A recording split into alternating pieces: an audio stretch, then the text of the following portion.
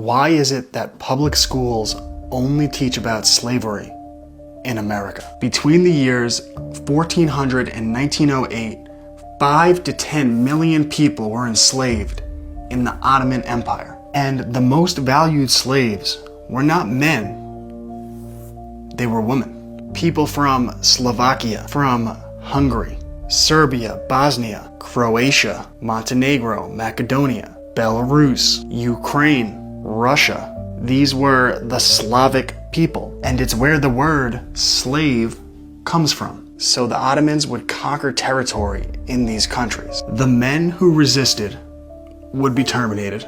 The boys would become slaves, who would be entered into a lifetime of forced military service. And the girls would become a different type of slave. They would undergo a brutal breaking process. You could imagine what that looked like. They would be sold into harems and become the concubines of Ottoman men. And they were codified into law as a trophy of war that could be claimed. The children of most Ottoman slaves would also be born into slavery. And the people of Africa were not exempt from this, as they would be captured by African warlords and sold to the Ottomans, many of whom were made into eunuchs. And all of this went on into the 20th century. And in the end, it was British and American influence that finally put an end to slavery in the Ottoman Empire. But school children aren't taught this history because everything in school is taught through the Marxist lens of oppressed versus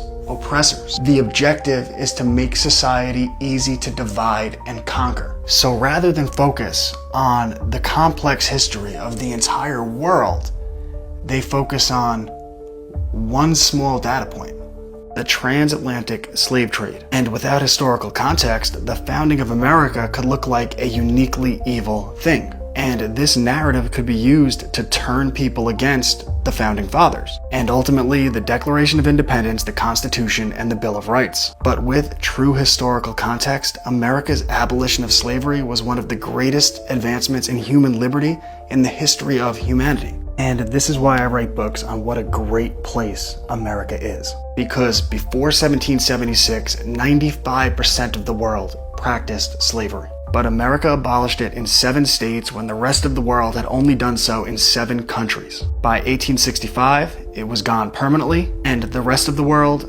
followed later. We gotta do a better job educating our kids. Check out my private homeschool community. And Cubs to Bears, books, classicallearner.com.